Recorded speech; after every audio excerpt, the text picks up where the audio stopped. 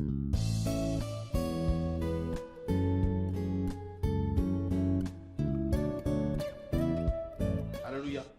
मैं खुदा का शुक्र करता हूँ कि खुदावंद ने हमें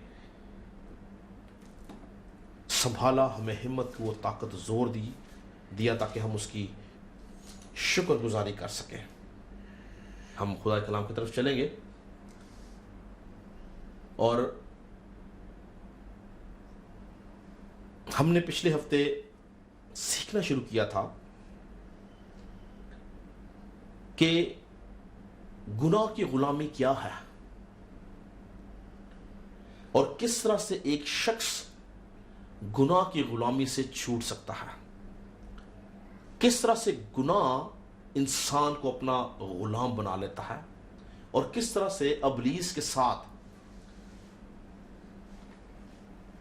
करीबी रिश्ता कायम करने से, क्लोज कांटेक्ट करने से गुनाह का वायरस हमारी जिंदगी के अंदर आता है।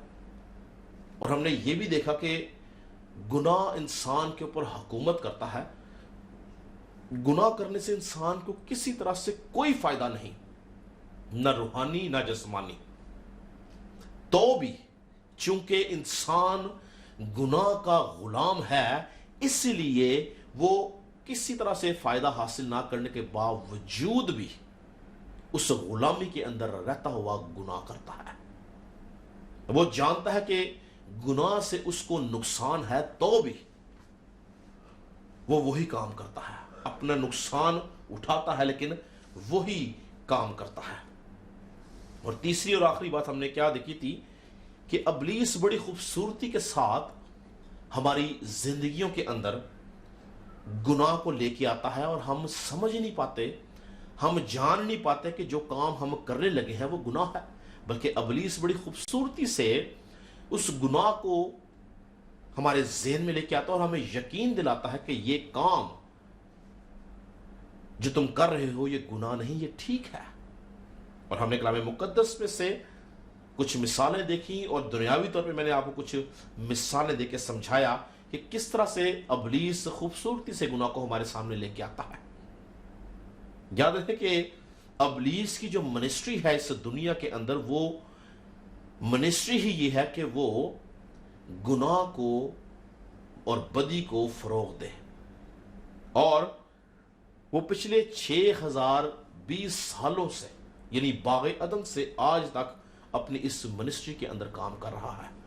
वो हर रोज हजारों लाखों करोड़ों लोगों को मुख्तलिफ गुनाहों के अंदर फंसाता है और आदम से लेकर आज तक यीशु मसीह को निकाल के कोई शख्स ऐसा नहीं जो गुनाह से बचा हो।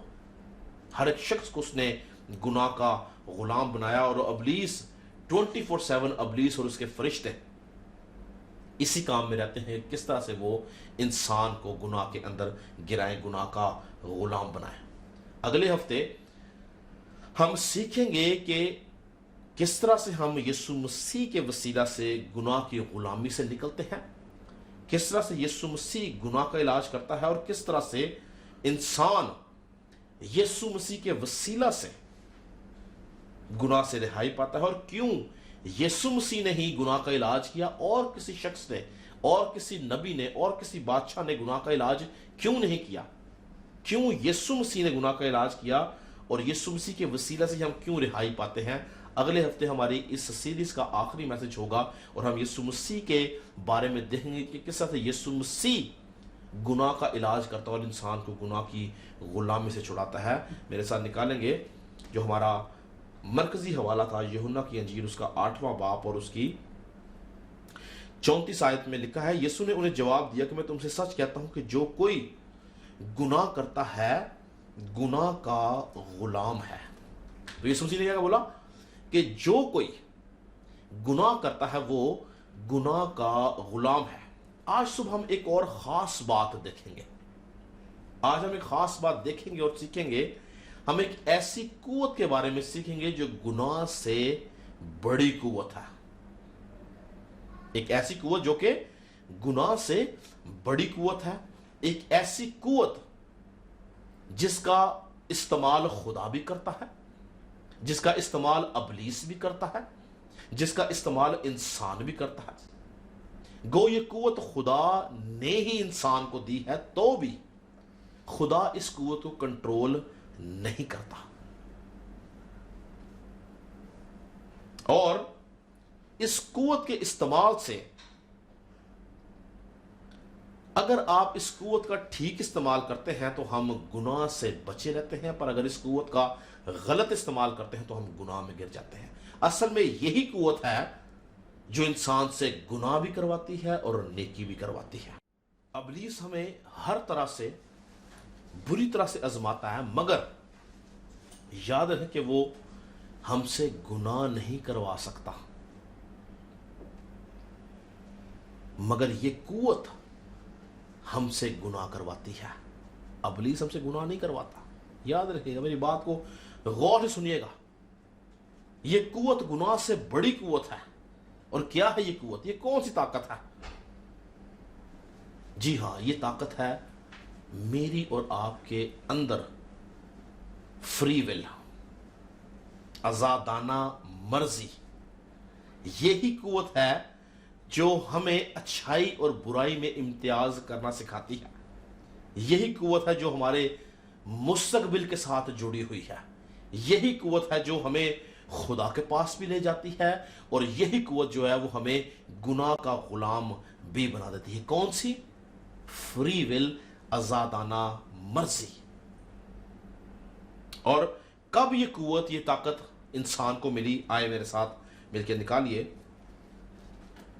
مقدس موسیٰ کی معرفت لکھی گئی پیدائش کی کتاب، اس کا دوسرے باب کی 16 آیت میں لکھا ہے، اور خدا نے، غور سے سنیے گا، ہم کیا دیکھ رہے ہیں کہ کب خدا نے انسان کو آزاد مرضی دی، کب انسان کو فری ول کی قوت ملی۔ دوسرے باب کی 16 آیت میں لکھا ہے، اور خدا نے آدم کو حکم دیا اور کہا کہ تو باغ کے ہر درخت کا پھل بے روک ٹوک کھا سکتا ہے، لیکن نیک و بد کی پہچان کے درخت کا کبھی نہ کھانا، کیونکہ جس روز تو نے اس میں سے کھایا تو مرا۔ تو یہاں پر 16 آیت جو ہے، خدا نے آدم کو حکم دیا کہ تو باغ کے ہر درخت کا پھل روک ٹوک کھا سکتا ہے، لیکن نیک و بد کی پہچان کے درخت کا کبھی نہ کھانا، یہاں تک خدا کا حکم ہے۔ مگر آگے اگلا حصہ، کیونکہ جس روز تو نے اس میں سے کھایا تو مرا، یہ آزاد مرضی ہے، یہ فری ول کی قوت دے دی گئی ہے۔ یہ انسان کو آزاد کر دیا اس بات کے لیے کہ تو اس حکم کی پاسداری کر، اور اگر تو پاسداری کرے گا تو جیتا رہے گا، نہیں کرے گا تو مر جائے گا۔ یہ تھا انسان کو اس آزاد مرضی کی قوت دینا، اس کو فری ول دے دی گئی کہ تو جس روز یہ کھائے گا تو مر جائے گا۔ اور اسی مرضی نے، اسی قوت نے انسان کو گناہ میں گرایا، اور انسان گناہ کے اور ابلیس کے قبضہ میں چلا گیا۔ اگر خدا انسان کو آزاد مرضی نہ دیتا تو شاید انسان گناہ نہ کرتا، گناہ کا غلام نہ بنتا، مگر اس آزاد مرضی کی وجہ سے انسان گناہ کا غلام بن گیا۔ اور یاد رہے کہ ابلیس نے اس آزاد مرضی کے خلاف ہی انسان کو آزمایا۔ اگر آپ دیکھیں تو ابلیس نے جو آزمائش کی، اس آزمائش کے اندر اس نے اور کسی پھل کے وسیلہ سے، اور کسی بات کے وسیلہ سے، اور کسی درخت کے وسیلہ سے ہوا کو نہیں آزمایا، بلکہ اس نے اسی بات، اسی حکم، اسی درخت، اسی پھل کے وسیلہ سے ہوا کو آزمایا، جس کے اندر ہوا کو آزاد مرضی دی گئی تھی۔ وہی بات ہوا کے حق میں موت کا سبب بن گئی۔ اور ابلیس جانتا تھا کہ یہی ایک رستہ ہے جس رستے کے وسیلہ سے، جس کام کے وسیلہ سے وہ انسان کو اپنا غلام بنا سکتا ہے، اور اس نے حملہ کیا اور وہ کامیاب ہوا۔ آج کا انسان بھی اپنی اس آزادانہ مرضی کے سبب سے گناہ کرتا ہے اور گناہ کا غلام بنا رہتا ہے۔ یاد رکھیں کہ ابلیس کبھی ظاہری طور پر ہم سے گناہ نہیں کراتا. کیا آپ نے کبھی کوئی گناہ کرتے وقت، آپ کوئی بھی گناہ کرتے ہو، اگر آپ جھوٹ بولتے ہیں، آپ شراب پیتے ہیں، سگریٹ پیتے ہیں، بت پرستی کرتے ہیں، جادوگری کرتے ہیں، حسد کرتے ہیں، جھگڑا کرتے ہیں، کوئی بھی گناہ کرتے ہیں، کیا آپ نے کبھی ابلیس کو اپنے روبرو دیکھا ہے؟ کیا آپ نے دیکھا کہ ابلیس آپ کے پاس آیا اور اس نے آپ سے یہ کام کروایا؟ نہیں. آپ اپنی فری ول کو، اپنی آزاد مرضی کا استعمال کرتے ہوئے گناہ کرتے ہیں. ابلیس کا یہ کام ہے، ابلیس صرف اور صرف ہماری سوچ کے ساتھ کھیلتا ہے. وہ ہماری ذہن میں، ہماری سوچ کے اندر گناہ کا بیج بوتا ہے، اور ہم اس گناہ کے بیج کو جو بویا جاتا ہے، جس کو ابلیس ہوا جاتا ہے، ہم اس خواہش کے اندر، اس گناہ کے اندر جس میں ہمیں لذت نظر آ رہی، ہم گرتے چلے جاتے ہیں. اور اپنی خواہش کو پورا کرتے کرتے، اپنی مرضی کو پورا کرتے کرتے، ہم اس خواہش کے وسیلہ سے ہم گناہ کو جنم دیتے ہیں. ابلیس کبھی ظاہری طور پر ہمیں آ کے ہم سے گناہ نہیں کرواتا. یہ قوت، فری ول کی قوت، ہماری آزادانہ مرضی کی قوت ہم سے گناہ کرواتی ہے، اور ہم اپنی ہی خواہشات کے اندر گر کر ہم گناہ کرتے ہیں، اور گناہ کو ہم جنم دیتے ہیں. اگر آپ میرے ساتھ یعقوب کا خط، اس کا پہلا باب اور اس کی 12 آیت سے پڑھے تو لکھا ہے کہ مبارک وہ شخص ہے جو آزمائش کی برداشت کرتا ہے، کیونکہ جب مقبول ٹھہرا تو زندگی کا تاج حاصل کرے گا. اب ہوا اپنی آزمائش کی برداشت نہ کر سکی، اسی لیے اس کو زندگی کا تاج نہ ملا، بلکہ وہ مر گئی. آدم مر گیا، روحانی طور پر مر گئے. جس کا خداوند نے اپنی محبت کرنے والوں سے وعدہ کیا ہوا، خدا محبت کرتا تھا آدم اور حوا سے، ان سے وعدہ کیا گیا تھا کہ اگر تم میرے حکم کو مانو گے تو تم زندہ رہو گے. جب کوئی آزمایا جائے تو یہ نہ کہ میری آزمائش خداوند کی طرف سے ہوتی ہے، کیونکہ نہ تو خدا بدی سے آزمایا جا سکتا ہے، اور نہ ہی وہ کسی کو آزماتا ہے. ہاں، غور طلب آتا ہے، ہاں ہر شخص اپنی ہی خواہشوں میں کھچ کر اور پھنس کر آزمایا جاتا ہے، پھر خواہش حاملہ ہو کر گناہ کو جنم دیتی ہے، اور جب گناہ بڑھ جاتا ہے تو موت پیدا کرتا ہے. تو یہاں پر یعقوب جو ہے وہ کلیئر بول رہا ہے کہ انسان اپنی خواہش کے اندر کھچ کر، اپنی خواہش میں مبتلا ہو کر وہ گناہ کو جنم دیتا ہے، اور جب گناہ بڑھ جاتا ہے تو موت کو پیدا کرتا ہے. یاد رکھیں کہ یوسف جب غلامی کے اندر تھا، دکھ کی حالت میں تھا، مصیبت کی حالت میں تھا، اور اس کے اوپر جب ابلیس کا حملہ ہوا، جب اس کے اوپر آزمائش ہے، تو یاد ہے کہ یوسف کموارا تھا، وہ عورت سے ناواقف تھا. پھر بھی جب آزمائش اس کے اوپر آئی ہے اور پوتیفر کی بیوی کو ابلیس نے استعمال کیا، تو وہ اس بدی سے، اس گناہ سے بھاگا. لکھا کہ وہ اپنا پرہن چھوڑ کر باہر بھاگ گیا، اس نے بدی سے کنارہ کیا. جبکہ اگر وہ گناہ سے، بدی سے، پوتیفر کی بیوی سے سمجھوتا کر لیتا تو شاید اس کی زندگی سنور جاتی، شاید وہ غلامی سے آزاد ہو جاتا، شاید وہ اپنی زندگی میں آرام کے دن دیکھتا. مگر اس شخص نے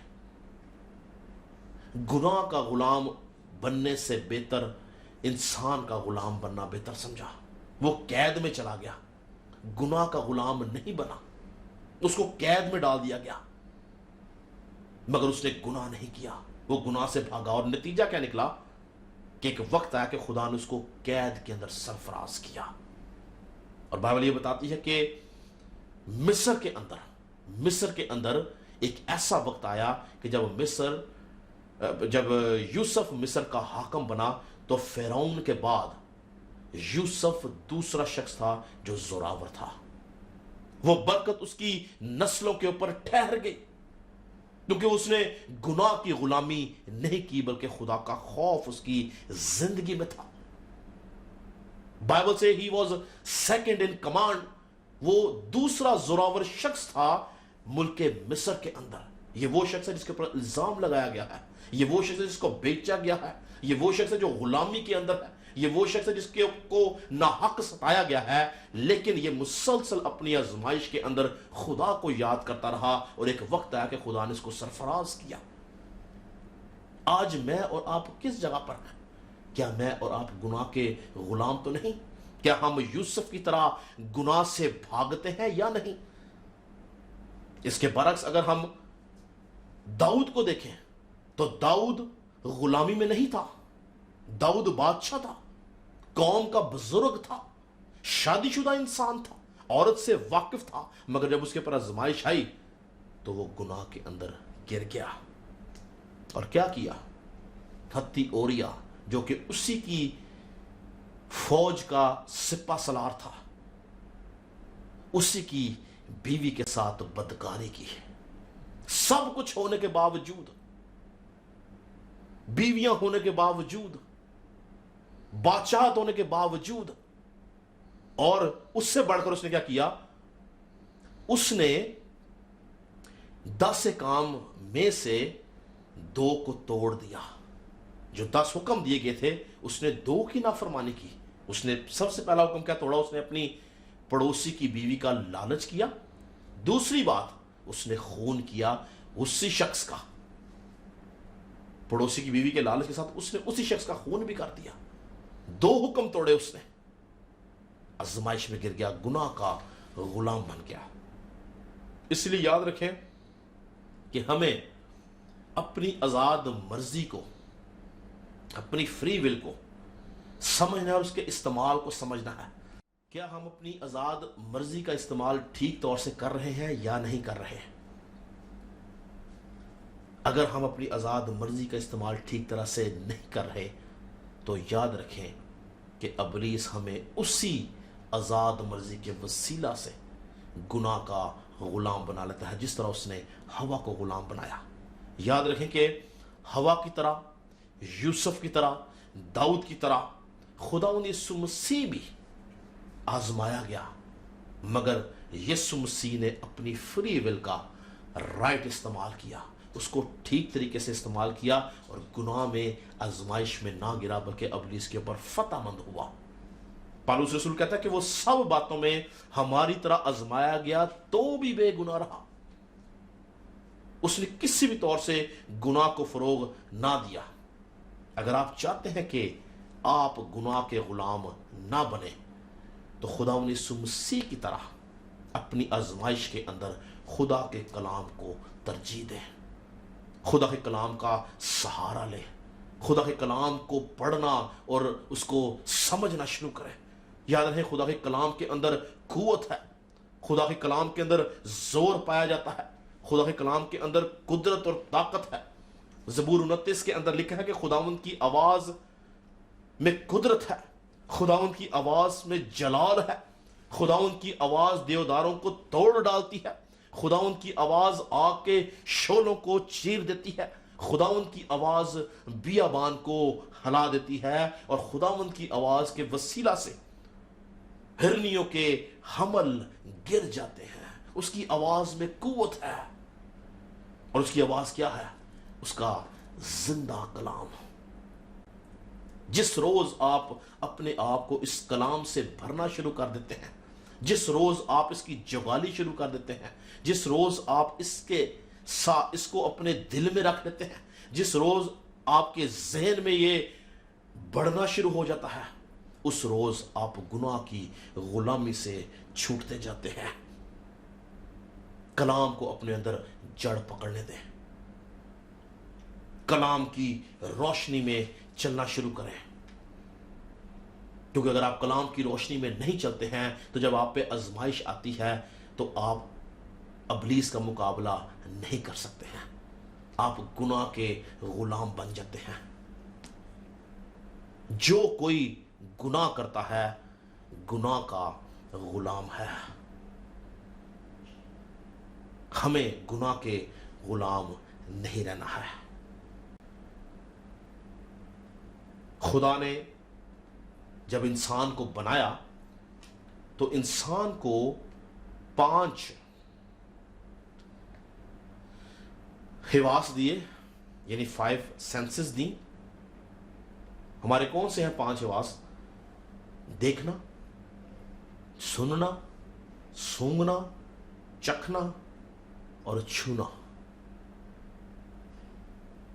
یہ 5 سینسز انسان کو دی گئی ہیں، اور یہی 5 سینسز جو ہیں یہ انسان کو اس کی آزاد مرضی کو پورا کرنے میں کام دیتی ہیں.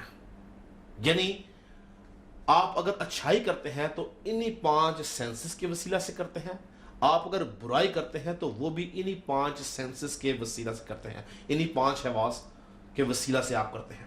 یہی 5 سینسز جو ہیں وہ ہمیں گناہ آلودہ کرتی ہیں، یہی 5 سینسز ہمیں خدا کے پاس لے جاتی ہیں.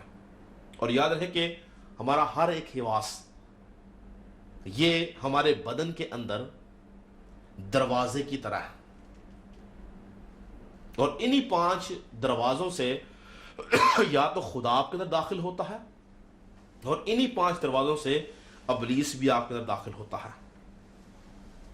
اسی لیے ہمیں ان 5 دروازوں کی حفاظت کرنا انتہائی ضروری ہے.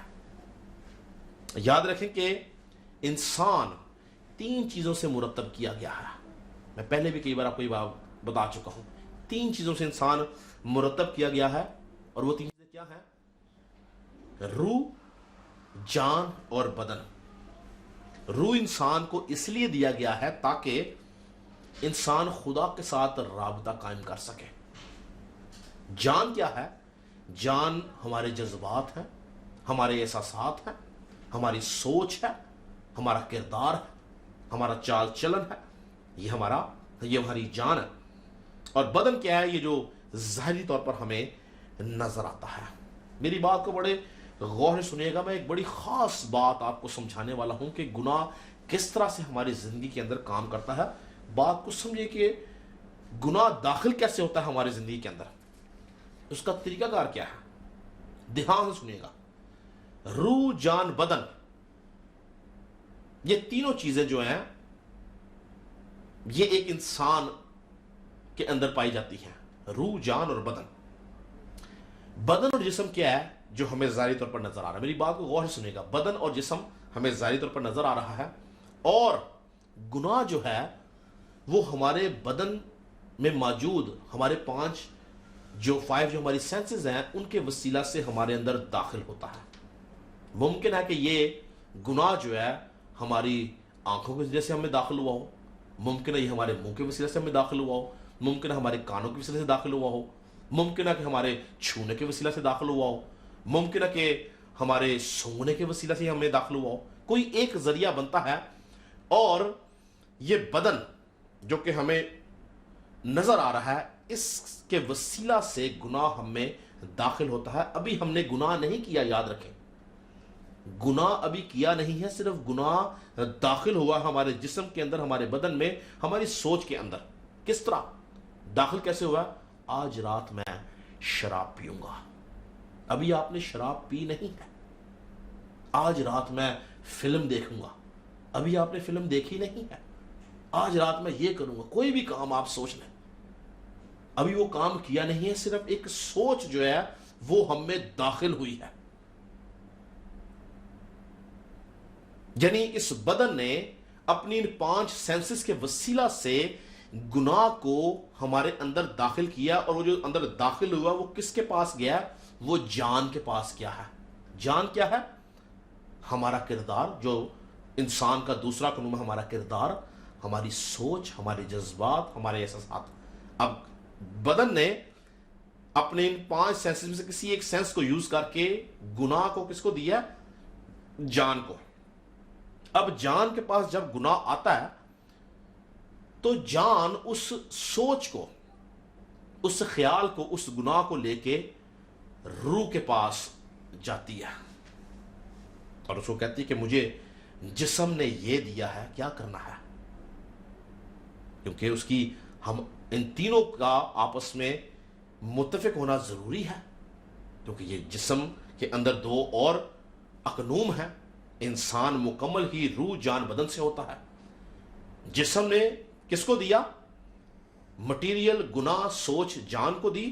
جان وہی مٹیریل، وہی سوچ، وہی خیال، وہی گناہ لے کر روح کے پاس گیا. اور اگر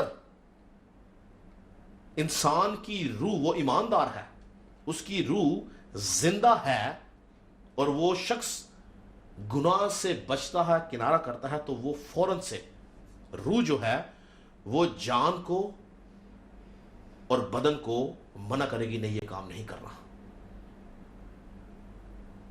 روح فوراً سے جان کو اور بدن کو بولے گی یہ کام نہیں کرنا، یہ غلط ہے. اب چونکہ جسم جو ہے، بائبل کہتی ہے کہ وہ گناہ کے ہاتھوں بکا ہوا ہے. جسم جو ہے وہ جان کے ساتھ مل کر زور ڈال رہا ہے روح کے اوپر کہ یہ کام کرنا ہے، اور روح جو ہے وہ کسی بھی طور سے اس کو اجازت نہیں دے رہا کہ یہ کام کرنا ہے. اب جان جو ہے وہ جسم کے پریشر میں آ کے بار بار روح کو کہہ رہی ہے کہ مجھے یہ کام کرنا ہے، پر روح جو ہے اجازت نہیں دے رہا. اور اس طرح سے جان اور بدن مل کر، یعنی جسم اور جان مل کر روح سے ان کی جنگ ہوتی ہے. یعنی جسم مسلسل جان کو کہہ رہا ہے کہ کیونکہ جسم جو ہے وہ گناہ کے ہاتھوں بکا ہوا ہے، اس کا کام یہ ہے، اس کی سٹرگل یہ ہے کہ وہ اس غلط کام کو، اس گناہ کو، اس بدیوں کرے، اور وہ جان کو فورس کر رہا ہے، اور جان جو ہے وہ جسم کے کہنے پہ روح کو فورس کر رہی ہے، اور ان دونوں کی آپس میں جنگ ہے. میرے ساتھ نکالیں گلتیوں کا خط، گلتیوں کا خط اس کا 5واں باب، 5ویں باب کی 16 میں لکھا، مگر میں یہ کہتا ہوں کہ روح کے موافق چلو گے تو جسم کی خواہش کو ہرگز پورا نہ کرو. کس کے موافق چلو گے؟ اگر ایک انسان روح کے موافق چل رہا ہے، یعنی وہ جسم کو اور جان کو ترجیح نہیں دے رہا بلکہ روح کو ترجیح دے رہا ہے، تو کیا کہتا ہے پالوس کہ اگر تم روح کے موافق چلو گے تو جسم کی خواہش کو ہرگز پورا نہ کرو گے، کیونکہ جسم روح کے خلاف خواہش کرتا ہے اور روح جسم کے خلاف، اور یہ ایک دوسرے کے مخالف ہیں تاکہ جو تم چاہتے ہو وہ نہ کرو. میری بات بھی سمجھ آئی آپ کو؟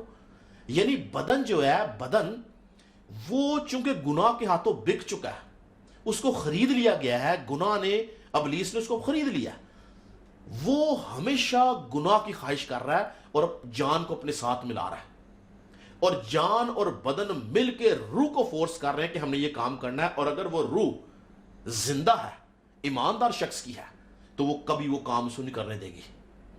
اور ان دونوں کے بیچ میں جنگ ہے. کیا لکھا؟ اب آپ کو سمجھ آئے گی. کیونکہ جسم روح کے خلاف خواہش کرتا ہے اور روح جسم کے خلاف، اور یہ دونوں ایک دوسرے کے مخالف ہیں. تو یعنی ان دونوں کی، یعنی جسم کی اور روح کی آپس میں جنگ ہے. جسم مسلسل گناہ کرنا چاہتا ہے، روح اس کو گناہ سے روکتی ہے. کس کی روح؟ ایماندار شخص کی روح جو نجات پا گیا ہے، اس کی روح جو ہے وہ روکتی ہے. پر یاد رکھیں، اگر جب روح نے کمانڈ دے دیے جان کو یہ کام نہیں کرنا، اور جان وہ بات مان لیتی ہے، تو وہ بدن کو میسج دیتے کہ یہ کام نہیں کرنا، روح نے منع کر دیا، تو کیا ہوتا ہے؟ انسان گناہ سے بچ جاتا ہے. پر اگر جان روح کی بات نہیں مانتی اور بدن کے ساتھ مل کر گناہ کرتی ہے، تو انسان روحانی طور پر مردہ ہو جاتا ہے، کیونکہ روح جدا ہو جاتا ہے. افسیوں کے خط اس کے 2 باب کی پہلی آیت میں لکھا ہے، اور اس نے تمہیں بھی زندہ کیا. کس نے؟ یسوع مسیح نے، جب اپنے قصوروں اور گناہوں کے سبب سے مردہ تھے. یعنی جیسے ہی جان جسم کے ساتھ مل کے گناہ کرتی ہے، روح جدا ہو جاتا ہے اور انسان روحانی طور پر مردہ ہو جاتا ہے. آدم کو کیا بولا تھا؟ جس روز تو نے پھل کھایا تو مرا. کیا آدم مرا تھا؟ ہاں، آدم مرا تھا، لیکن روحانی طور پر مرا تھا، جسمانی طور پر نہیں مرا. یعنی اس کا روح جو تھا وہ جدا ہو گیا. کیوں؟ کیونکہ اس کی جان نے اور جسم نے مل کے گناہ کیا، گناہ کو جنم دیا. جان اور بدن، یعنی جان اور جسم ابلیس کے ساتھ مل گئے، اس لیے روح جدا ہو گیا. آج کے دن بھی، آج بھی اس دنیا کے اندر ابلیس جو ہے وہ جسم کے وسیلہ سے، ہماری 5 سینسز کے وسیلہ سے ہم میں داخل ہو کر جان کو ساتھ ملا کے روح کے خلاف خواہش کرتا ہے، لیکن روح جو ہے وہ جسم کے خلاف کام کرتی ہے تاکہ انسان کو گناہ سے اور بدی سے بچا لے. جو شخص، جو جان، جو جسم روح کی بات مانتا ہے، وہ گناہ سے بچ جاتا ہے، لیکن جو نہیں مانتا وہ روحانی طور پر مردہ ہو جاتا ہے۔ اسی لیے پالوس رسول کہتا ہے کہ پس جتنے خدا کے روح کی ہدایت سے چلتے ہیں وہی خدا کے بیٹے ہیں۔ یعنی اگر میں اور آپ روح کی ہدایت سے چلتے ہیں نہ کہ جان اور جسم کی ہدایت سے، تو میں اور آپ خدا کے بیٹے ہیں۔ سمجھیں اس بات کو، سمجھیں اس بات کو۔ ہمیں جسم کی خواہش کو پورا نہیں کرنا، ہمیں روح کی بات کو ماننا ہے کہ روح کیا چاہتا ہے۔ اور اگر ہم روح کی بات کو مانتے ہیں تو ہم بدن کے جسم کے کاموں کو نیست و نابود کرتے ہیں۔ اگر آپ میرے ساتھ نکالیں رومیو کا خط اس کا 8 باب، رومیو خط اس کا 8 باب اس کی 13 آیت میں لکھا ہے، غور سے سنیے گا۔ لکھا ہے کیونکہ اگر تم جسم کے مطابق زندگی گزارو گے تو ضرور مرو گے۔ ہاں جی، ہوا نے جسم کے مطابق آنکھ سے گناہ اندر گیا اور جسم اور جان نے مل کے گناہ کیا، تو کیا کہتا ہے؟ کیونکہ اگر تم جسم کے مطابق زندگی گزارو گے تو ضرور مرو گے، اور اگر روح سے بدن کے کاموں یعنی جسم کے کاموں کو نیست و نابود کرو گے تو جیتے رہو گے۔ کہتا کہ اگر تم جسم کے مطابق زندگی گزارو گے تو مرو گے، اور اگر روح سے بدن کے کاموں کو نیست و نابود کرو گے تو جیتے رہو گے۔ ہم نے دیکھنا ہے کہ ہم جسم کے مطابق زندگی گزار رہے ہیں یا روح کے مطابق، کیونکہ اگر ہم روح کے مطابق زندگی گزار رہے ہیں تو ہم جسم کے کاموں کو، تمام گناہوں کو، بدکاریوں کو، شہوت پرستیوں کو، بت پرستیوں کو، جادوگریوں کو، زناکاریوں کو، ہر اس کام کو، ہر اس گناہ کو جو ابلیس کی طرف سے ہمارے بدن میں اور ہماری جان کے اندر آتا ہے، ہم اس کو نیست و نابود اس وقت کریں گے جب ہم روح کی ہدایت سے چلیں گے، جب ہم روح کی بات مانیں گے، جب ہم مسلسل جنگ کریں گے، جب ہم گناہ کے خلاف کھڑے ہو جائیں گے، جب ہم بدن کے خلاف چلیں گے، جب ہم بدن کے خلاف کام کریں گے۔ پالوس رسول کہتا ہے کہ میں ہر روز اپنے بدن کو مارتا کوٹتا قابو میں رکھتا ہوں، اور آگے کہتا ہے ہوا میں مکے نہیں چلاتا، یعنی وہ فزیکلی جسمانی طور پہ اپنے آپ کو نہیں مارتا تھا۔ اسے کہنے کا مقصد تھا کہ میں ہر روز اپنی خواہش کے اوپر، آنکھ کی خواہش کے اوپر، منہ کی خواہش کے اوپر، کان کی خواہش کے اوپر قابو پاتا ہوں، اور جسم کی نہیں بلکہ روح کی بات کو مانتا ہوں۔ تو یاد رکھیں کہ ہماری آزاد مرضی، ہماری فری ول جو ہے، وہی ہماری جان اور ہماری بدن کے ساتھ مل کر گناہ کرتی ہے اور ہمیں گناہ کا غلام بناتی ہے۔ اور یہی آزاد مرضی، یہی فری ول اگر ٹھیک طریقے سے استعمال کی جائے تو یہ ہمیں خدا باپ سے، خدا یسوع مسیح سے، روح القدس سے ملاتی ہے۔ ہمیں دیکھنا یہ ہے کہ ہم اپنی زندگیوں کے اندر اپنی مرضی کو پورا کر رہے ہیں یا خدا کی مرضی کو۔ خدا کی مرضی ہے کیا ہے جو ہماری زندگی میں پوری ہونی چاہیے؟ خداوند ہم سے چاہتا کیا ہے؟ وہ کیا مرضی رکھتا ہے؟ کیا ہم اپنی آزاد مرضی کے اوپر چل رہے ہیں یا خدا کی مرضی کو بھی دیکھ رہے ہیں؟ پالوس رسول رومیو کے خط اس کے 12 باب میں کہتا ہے کہ پس آئے بھائیو، میں خدا کی رحمتیں یاد دلا کر تم سے التماس کرتا ہوں کہ اپنے بدن، اپنے جسم ایسی قربانی ہونے کے لیے نظر کرو جو زندہ اور پاک اور خدا کو پسندیدہ ہو، یہی تمہاری معقول عبادت ہے۔ آگے خاص بات کیا لکھا ہے؟ اس جہان کے ہم شکل نہ بنو۔ اس جہان کا مطلب ہے ابلیس کے گناہ کے ہم شکل نہ بنو، بلکہ عقل نئی ہو جانے سے اپنی صورت بدلتے جاؤ۔ اور خاص بات ہے تاکہ خدا کی نیک، پہلی بات، پسندیدہ، دوسری بات، اور کامل مرضی، اپنی مرضی نہیں، اپنی فری ول نہیں، اپنی آزاد مرضی نہیں، کامل مرضی تجربہ سے معلوم کرتے جاؤ۔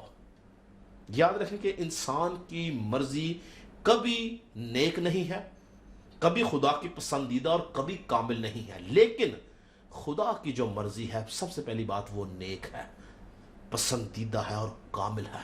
اور پالوس کہتا ہے کہ ہمیں खुदा की कामिल मर्जी को तजर्बा से मालूम करते जाना है कि खुदावंद क्या चाहता है। और कब तजर्बा आपके पास आएगा? अगर आप एक शख्स, एक दोस्त बनाते हैं, तो क्या पहले दिन आप उसको जान जाते हैं कि उसकी क्या फितरत है, उसकी क्या आदतें हैं, क्या पसंद करता है, क्या अच्छी बात है, क्या बुरी बात है? क्या पहले दिन आप समझ आते हैं? क्या पहले महीने में समझ आते हैं? नहीं।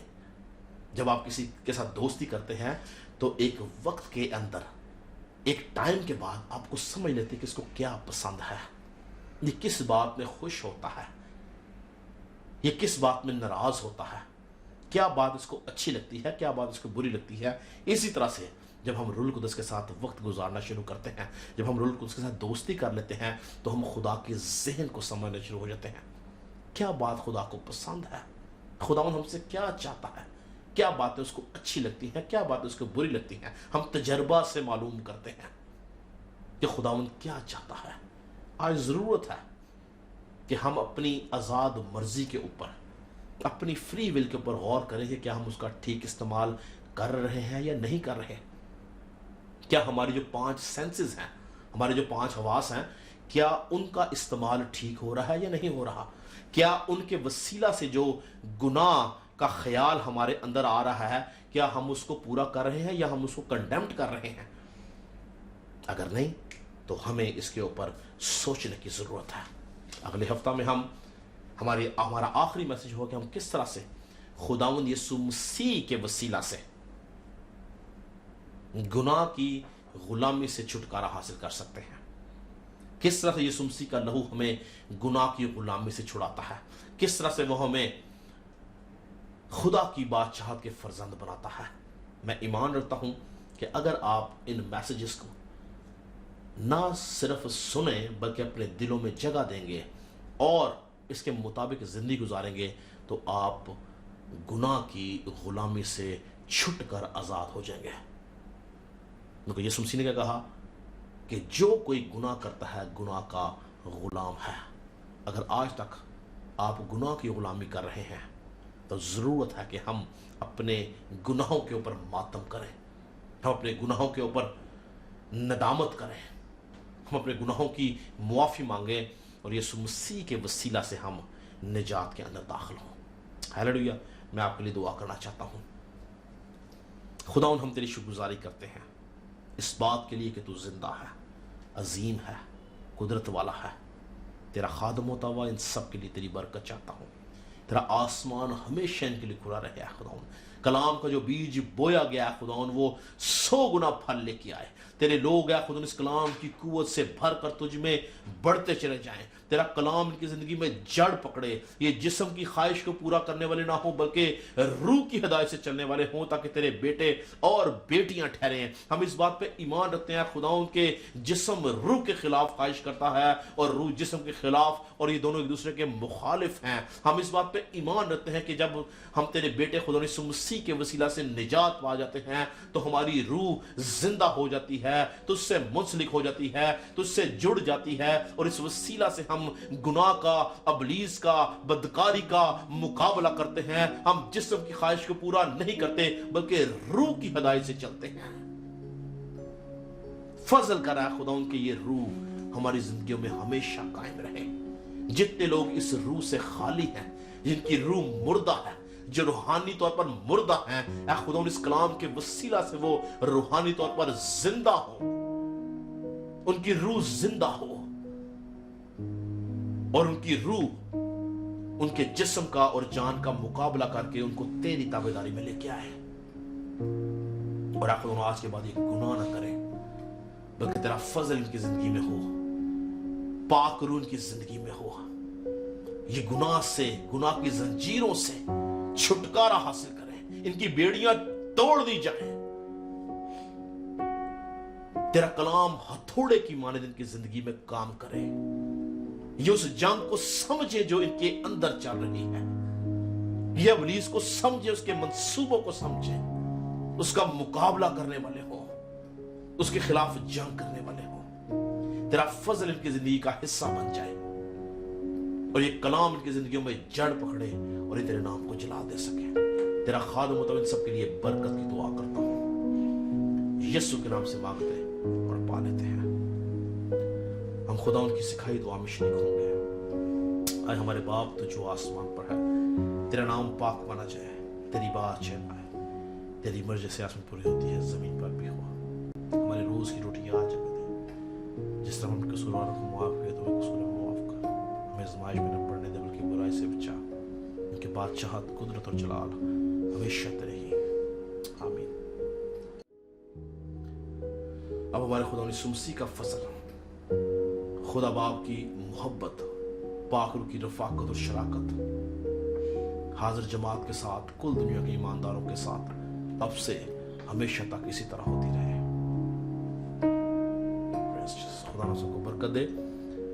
अगले हफ्ते तक के लिए आपसे इजाजत चाहता हूँ।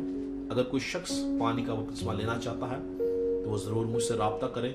हम आने वाले हफ्ते के अंदर पानी के बपतिस्मे देंगे और ज़रूरी है कि आप निजात के इस अमल में दाखिल हो। Thank you very much. God bless you all.